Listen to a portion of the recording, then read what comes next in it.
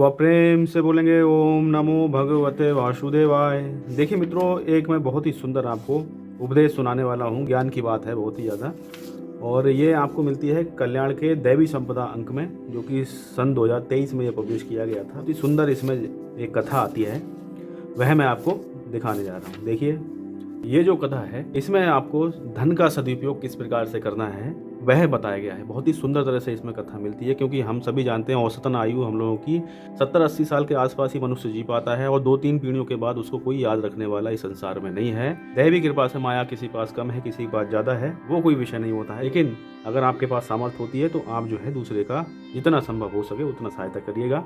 वही देखिए एक कथा पढ़ने जा रहे हैं यहाँ। देखिए, तो आइए मिलकर देखिए, श्रवण करते हैं। देखिए, दान, भोग या नाश, ये 3 दशाएं धन की होती हैं। जो धन पाकर ना दान करता है ना भोगता है, उसकी तीसरी दशा नाश होती है। धन के साथ प्यार करने वालों को बुद्धिमान पुरुष अधम कहते हैं। धन के स्वामी बहुत कम दिख पड़ते हैं, धन के दास बहुत अधिक मिलते हैं। धन ही मनुष्य को रंक बनाता है। यदि कोई धन की ओर ना देखे तो अपने आप को निर्धन, गरीब मान ही नहीं सकता। बहुत धन कमाने का परिणाम भविष्य में आलसी, भोगी और लालची होना है, या अधिकारियों को आलसी और भोगी बनाता है। धर्म कमाकर धर्म के लिए दान करना पुरुषार्थी और पुण्यवान होना है।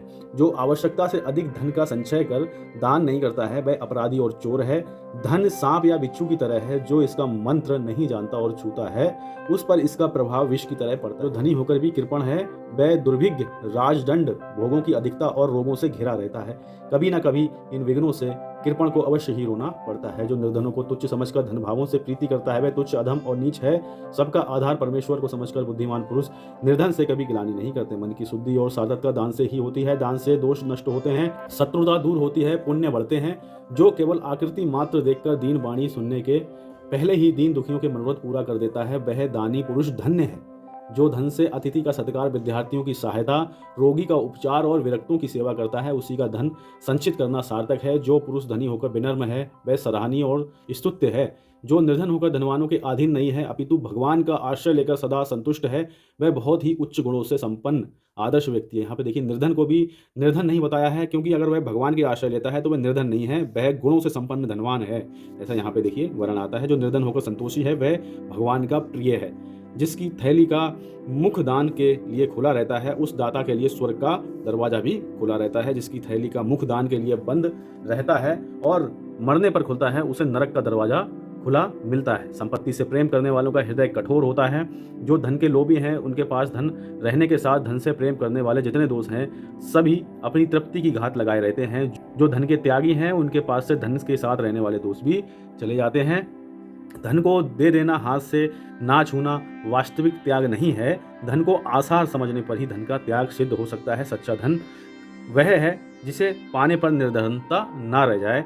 प्रायः सुख का रूप धारण कर असंतोष ही उन लोगों को धोखा दे रहा है जो आधीर होकर धन कमाने में लगे हुए हैं। जो धन का सदुपयोग नहीं करना चाहते उनका मुख ज्वारग्रस्त पुरुष के समान सर्वदा कटु ही रहता है। ऐसे धन अभिमानी अपने हितकारी प्रेमी भक्तजनों से द्वेष करते हैं। प्रपंची तुच्छ प्रकृति के मनुष्यों से प्रेम करते हैं। गुरु की आज्ञा का उल्लंघन करते हैं। तुम अपनी धन आदि शक्ति के द्वारा भोग में जीवन बिताते हुए भी यदि उदार और विनम्र हो तो तुम परम प्रभु की कृपा से वंचित नहीं रहोगे। यहाँ पे बहुत सुंदर लाइन है कि अगर आपके पास धन भी है और अगर आप भोग भी है उसमें भोग भी रहे हो, लेकिन अगर आपका जो स्वभाव है वह उदार है और विनम्र है तो प्रभु की कृपा से आप वंचित नहीं रख सकते। प्रभु की कृपा निश्चित रूप से आपको मिलने वाली है। बहुत सुंदर बात यहाँ लिखी। फिर आगे देखिए, लेकिन शक्ति संपन्न होकर यदि तुम कृपण और कठोर स्वभाव वाले हो तो ये दोष तुम्हें दैवी कृपा से वंचित रखेगा। यहाँ पे ये भी देखिए सावधानी भी है। आगे देखिए, एक संत ने दिव्य दृष्टि से देखा तो स्वर्ग में निर्धन और नरक में धनवान ही अधिक दिख पड़ते थे। देखिए यहाँ पे एक संत जो है दिव्य दृष्टि से देख रहे हैं तो उन्हें स्वर्ग में जो है निर्धन मिल रहे हैं, क्योंकि उन्होंने जो है कोई ऐसा कार्य उनसे हो नहीं पाया जिससे कि किसी का दिल दुखे या किसी का अपमान किया हो या किसी का कोई अनर्थ किया हो। वहाँ पे अधिकतर नरक में धनवान ही मिले, क्योंकि धनवान की एक पावर होती है, उनके पास पैसा होता है। पैसा जो है मति को भ्रष्ट कर देता है।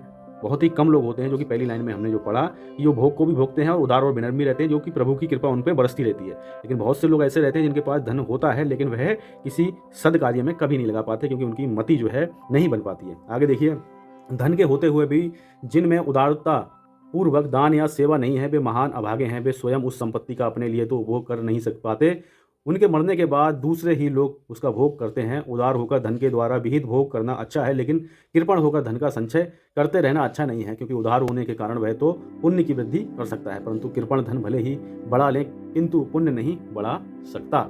जिसका ईश्वर ही सर्वस्व धन है वही सर्वोपरि धन है। संसार की धन संपत्ति को अपना धन मानने वाले तो किसी न किसी अभाव से प्रायः दीन ही दीख पड़ते हैं और अंत में तो खाली हाथ अपने अपने को ही अकिंचन ही पाते हैं। तो इस प्रकार से देखिए, धन जो है हम प्रायः जो समझ बैठे हैं पैसा, ये कोई धन नहीं होता है, लेकिन जीवन जीने के लिए प्रायः एक लिमिट तक ही होना आवश्यक है। ज़्यादा मात्रा में होना भी ये दुखदायी कभी कभी बन जाता है। इस प्रकार से देखिए, एक पेज में धन का सदुपयोग नाम से है। आगे देखिए, दान का आनंद किस प्रकार से आप प्राप्त कर सकते हो, यह भी बहुत सुंदर कथा है। कभी अगर आप कहेंगे तो ये बताएंगे। मित्रों देखिए, हमने भी एक छोटा सा प्रयास कर रखा है अपनी ओर से, जितना भी सामर्थ्य होती है हमारे पास, जितनी भी सामर्थ्य हो पाती है, हम अपने ग्रंथों को अपने पास रखने की बहुत ज़्यादा प्रयास में लगे हुए हैं। कुछ ग्रंथ ज़्यादा महंगे पड़ जाते हैं तो अपना थोड़ा थोड़ा करके धन संचय कर रहे हैं। मिलते हैं और किसी ज्ञानवर्धक वीडियो के साथ में। ख्याल रखिएगा अपना। एक बार प्रेम से बोलेंगे ओम नमो भगवते वासुदेवाय।